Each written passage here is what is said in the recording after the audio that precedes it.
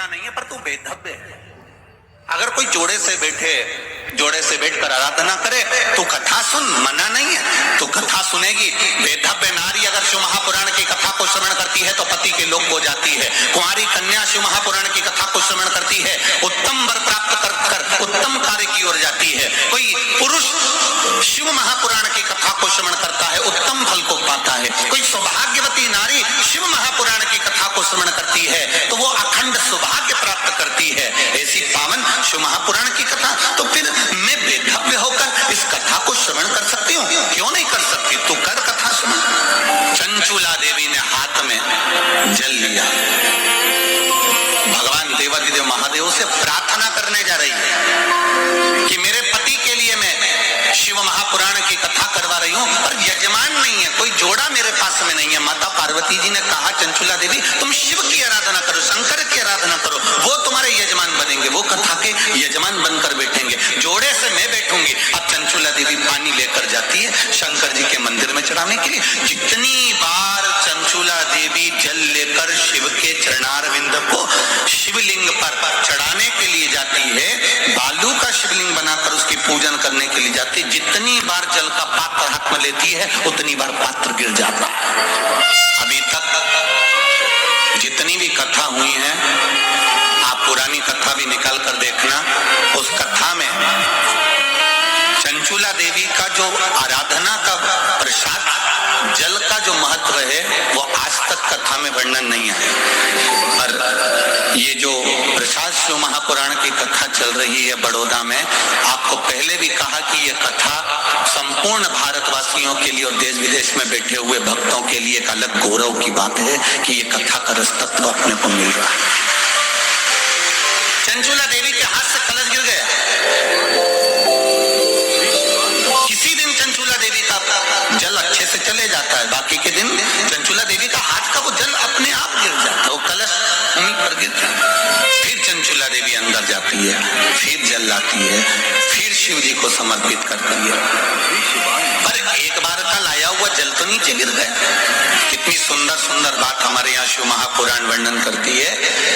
मांग में माता सिंदूर भर रही हैं, मांग में सिंदूरा भरा जा रहा है, मांग में कंकु भरा जा रहा है, मांग में सिंदूर भरा जा रहा है, और वो सिंदूर नाक पर गिरता है, वो सिंदूर नासिका पर गिर गया तो कहते हैं कि कोई काल आने वाला था पति के ऊपर, वो काल टल गया और नाक पर सिंदूर आया तो नारी का सौभाग्य और अखंड हो गया।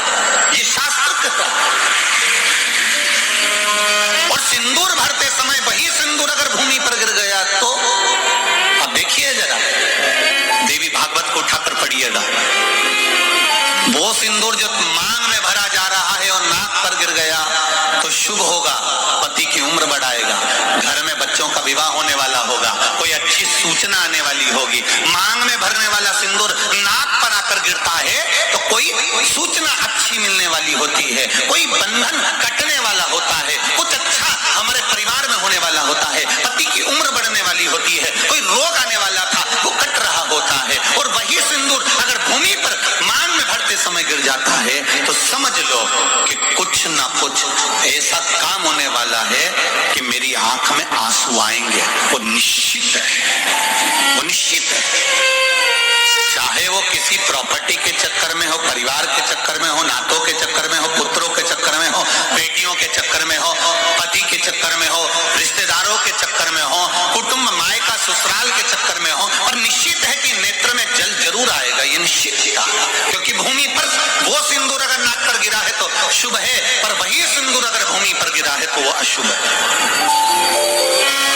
बहुत ध्यान देना जरा। प्रसाद शिव महापुराण की कथा चल रही है। संपूर्ण देशवासियों की मेरी माताओं से निवेदन है, मेरे इन भाइयों से निवेदन है, उसको जरा ध्यान से सुनना। आप सालासर बालाजी गए, आप मेहंदीपुर बालाजी गए, आप पावागढ़ की माता पर गए, आप किसी देवी मंदिर में दर्शन करने के लिए गए, वहां से उन्होंने हनुमान जी के मंदिर का सिंदूर लिया और तुम्हारे माथे पर लगा दिया। समझना जरा कथा को बहुत अच्छे से। उन्होंने हनुमान जी का सिंदूर लिया, तुम्हारे मस्तक पर लगा दिया। अब मस्तक पर आपने अगर सिंदूर लगाया है और हनुमान जी महाराज का या देवी जी का या भगवान का सिंदूर आपके मस्तक पर लग गया है, तो वो सिंदूर कम से कम शास्त्र कहता है 2.5 घंटे तक आपके मस्तक पर रहना चाहिए। कितने घंटे तक रहना चाहिए? जम के बोलो जरा। 2.5 घंटे तक रहना चाहिए। कारण क्या है?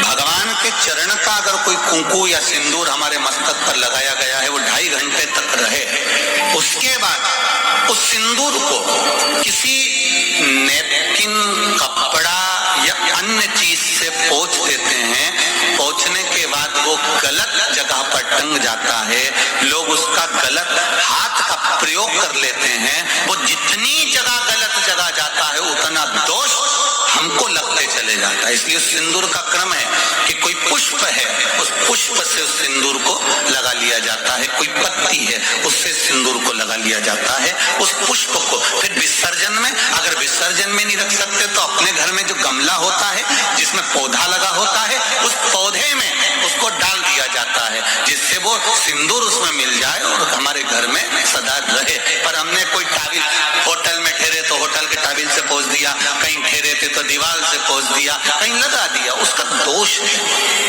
इतना सुंदर बात कहा गया है, नारी मस्तक पर मांग में सिंदूर भर रही है, नाक पर गिरा शुभ है, जमीन पर गिरा शुभ है, जमीन पर गिरा वो शुभ है, पर मांग का सिंदूर नाक पर आया। इसलिए आज भी बिहार में जो लोग, राजस्थान में, बिहार में, मारवाड़ में, इधर उधर अगर आप लोग जाते होंगे तो जब कई बार आपने देखा होगा, आप जाइए जरा कहीं योग लगे तो दादी रानी सती के मंदिर पर जाइए, या आप कहीं झुंझुन जाइए, कहीं आप बिहार साइड, उत्तर प्रदेश साइड में जाएंगे तो माताएं जब मांग भरती है, जब वो छठ की पूजन करती है, कोई बड़ी पूजन करती है, तो सिंदूर थोड़ा सा नाक पर लगाकर सिर तक लेकर जाती है। चाहे बंगाल साइड में चले जाओ, चाहे आप यूपी में, चाहे बिहार में चले जाओ, नासिका पर सिंदूर का भाव आ जाए, जमीन पर नहीं। चंचुला देवी जो पात्र लेकर जा रही है जल का, वो जमीन पर गिरता है। चंचुला देवी दूसरा पात्र उठाती है, फिर भगवान के मंदिर में पूजन करने जाती है। आपने उठा लिया, बाल्टी में से पानी भरा, कई लोग शंकर जी के मंदिर में पानी चढ़ाने की जल्दीबाजी होती है, तो बाल्टी में से पानी उठाया, पानी भरा, इतने में डालने जा रहे थे तो बाल्टी में वो लोटा जो है, वो जल का पात्र जो है, कई बार हाथ से फिसल कर बाल्टी में गिर जाता है। मतलब समझो उसके पीछे कोई कारण हो सकता है। पूजन की थाली में लगाया हुआ पानी का पात्र, तुमने थाली ली, कपड़ा ढक दिया, लेकर जा रही थी, वो पानी थाली में लुढ़क गया, कारण क्या है? चंचुला देवी बार बार जल भगवान शिव को समर्पित कर रही है, जल चढ़ाने के लिए जाती, 2-4 दिन अच्छे निकलते, फिर वो पानी हाथ का गिर जाता है। चंचुला देवी के मन में तो कोई भाव प्रकट नहीं हुआ, पूजन कर कर कर कर कर कर थक गई चंचुला देवी, पर महादेव प्रकट नहीं हुए। महादेव ने ये नहीं कहा कि मैं तुम्हारे पति के लिए पार्वती जी के साथ में जोड़ा बांधकर बैठ जाता हूं और तुम्हारा जजमान पद मैं ग्रहण करता हूं, ये शंकर भगवान नहीं बोले चंचुला देवी से एक बार भी नहीं बोला, शब्द ही नहीं बोले। और जब चंचुला देवी बार बार जल चढ़ा रही है, शिव प्रकट नहीं हो रहा है, तब चंचुला देवी के मन में भाव जागृत हुआ, तो तुमरुका जी के पास में गए। बाबा तुमरुका जी के चरणों में जाकर निवेदन किया,